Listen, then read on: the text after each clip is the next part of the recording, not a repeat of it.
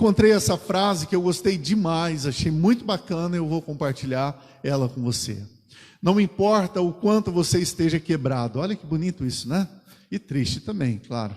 Não importa o quanto você esteja quebrado, você sempre poderá tentar começar de novo e ser até melhor do que era antes. Amém? Vou ler de novo. Você lê comigo? Olha que interessante essa frase. Não importa, lê comigo, para guardar no seu coração. Não importa o quanto você esteja quebrado, você sempre poderá tentar começar de novo e ser até melhor do que era antes. Quer um exemplo? Veja esse exemplo que eu vou te dar aqui com essa imagem, olha lá. Olha o que virou uma xícara quebrada. Gente, eu nunca imaginei uma coisa dessa. Dá para acreditar olhando para esse lindo vaso com essa plantinha bonitinha, que era uma xícara quebrada, e que os pedacinhos quebrados se tornaram partes de uma obra de arte? Eu quero dar essa palavra de Deus, do coração de Deus para você nessa noite. Deus é especialista em pegar corações quebrados e transformá-los em verdadeiras bênçãos, instrumentos de bênçãos. Deus é especialista em pegar gente problemática como eu e você e transformar gente problemática em gente abençoada. Dá um glória a Deus aí, irmão.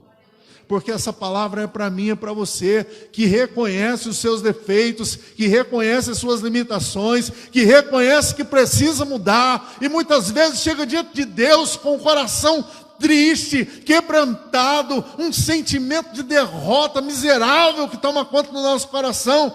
Deus está olhando para nós, Deus conhece o nosso coração, Ele sabe a nossa dor, e Deus sabe o quanto nós estamos desejosos em mudar de vida. Às vezes a gente não está conseguindo, mas que palavra tremenda para o seu coração. Havia aqui um objeto quebrado que seria lançado no lixo, e é o que o mundo faz, é o que as pessoas fazem com aqueles que as pessoas julgam não ter mais futuro, não ter mais jeito. E talvez eu já disse isso, você já disse isso a respeito de alguém, ao olhar para essa pessoa e dizer, essa pessoa não tem mais jeito.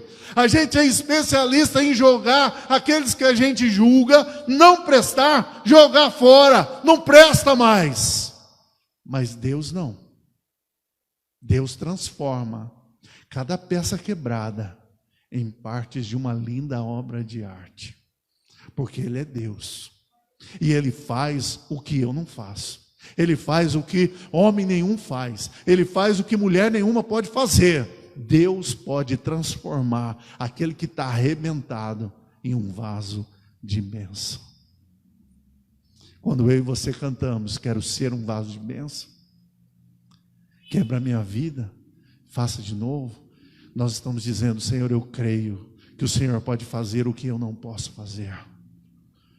Como estava o coração desse jovem que acreditou que poderia ganhar o mundo, que acreditou que com um pouco de dinheiro no bolso poderia realizar todos os seus sonhos, e agora a única coisa que sobrou para ele foi um acúmulo de frustração, frustração com os novos amigos, frustração com a falta de dinheiro, frustração porque perdeu tudo, frustração consigo mesmo, porque acreditou que era o cara, e era o cara quebrado, o próximo cara quebrado que ia ter naquela região. Isso que ele se tornou. O que sobrou dele? Um coração arrebentado, triste, enfadonho, sem esperança. Duas frases sobre arrependimento que pode mudar a sua maneira de pensar sobre esse tema, arrependimento. A primeira é essa: sentir-se culpado é diferente de estar arrependido. Olha que interessante, sentir-se culpado é diferente de sentir-se arrependido, de estar arrependido, né? A culpa produz o quê? Sofrimento. A culpa Produz autocomiseração. Ah, eu não presto para nada mesmo. Eu sou a pior pessoa do mundo. Está entendendo? Sentir-se culpado, o peso da culpa, traz mais peso nas costas da gente. E isso não muda nada. Por quê? Porque o arrependimento, ele produz mudança. O arrependimento é quando eu bato no peito e falo: Senhor, eu reconheço que eu sou, mas eu peço tua ajuda para não ser mais o mesmo. Corações arrependidos são corações que estão dispostos a mudar. Uma mudança lenta, às vezes uma mudança muito lenta, mas cada dia mudando um pouquinho. Cada dia melhorando um pouquinho mais. A segunda frase é essa, do reverendo Augustus Nicodemos. Arrependimento não é quando você chora. Arrependimento é quando você muda. Tem muita gente que chora, mas não muda. Chora hoje e chora amanhã de novo. Pelas mesmas coisas. Pede perdão pelas mesmas falhas. Cai nos mesmos buracos. Tropeçam nas mesmas pedras. E enquanto não houver um verdadeiro arrependimento, um desejo profundo de mudança de vida, querer realmente tomar um novo caminho, vai cair outra vez. Porque, queridos, o arrependimento tem que gerar em nós um profundo desejo de não sermos mais os mesmos, de não cometermos as mesmas falhas, de não cair nos mesmos buracos, de não tropeçar nas mesmas pedras. Olha essa frase.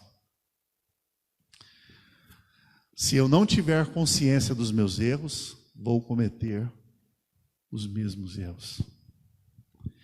Enquanto, meu irmão, minha irmã, nós não tivermos consciência de quem nós somos, nós vamos continuar sendo assim.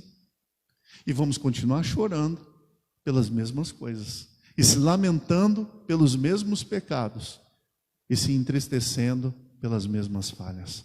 Porque enquanto eu não identificar que eu tenho problemas e que eu preciso de ajuda, que eu tenho dificuldades e que eu preciso melhorar, que eu tenho pecados e preciso confessar, a minha vida vai continuar a mesma. Posso mudar de endereço, posso mudar de família, posso mudar de igreja, posso mudar para onde quer que for, mas a minha vida continua a mesma, porque eu continuo o mesmo. Se a mudança não for gerada em mim, dentro de mim, não muda nada fora. Tem gente que está sempre começando com um novo amigo, com uma nova amizade. Onde estão os outros? Os outros tinham problemas demais. Arrumei outro amigo. E daqui a pouco tem que mudar de amigo de novo, porque os amigos têm muitos problemas. E aí vai arrumar outros amigos. Às vezes, queridos, os problemas não estão fora, os problemas estão dentro. Os pecados não estão fora, os pecados estão no coração. E enquanto não mudar aqui dentro, não muda nada aqui fora. O vento continua o mesmo, a chuva continua a mesma, as cores continuam as mesmas. Os meus olhos precisam mudar para enxergar o quanto eu e você precisamos de Deus. Sabe que eu estava fazendo uma pesquisa e estudando para poder descobrir o que é a tal da alfarroba. E eu me deparei com algo fantástico sobre a alfarroba. Você vai se lembrar, porque nós lemos sobre isso hoje aqui nesse texto. Amém? Porque a alfarroba era o que? Quem comia? Os porcos comiam. E o rapaz que estava lá agora, desiludido, sem dinheiro, sem amigos, sem ninguém, sozinho, perdido no mundo, ele desejava comer as alfarrobas. Não diz necessariamente que ele tenha comido, mas ele desejava comer. E as alfarrobas são produzidas em 5 países, ainda hoje. E foi descoberto alguns elementos muito interessantes a respeito das alfarrobas, que eu já vou contar para você. Grandes produtores de alfarroba: a Espanha, Portugal, Grécia, Marrocos e um outro lugar que eu não consigo me lembrar qual país é, mas são grandes produtores de alfarroba, são países ali, principalmente da região do Mediterrâneo. E foi descoberto que as alfarrobas podem substituir o cacau. Olha que interessante. Pessoas que têm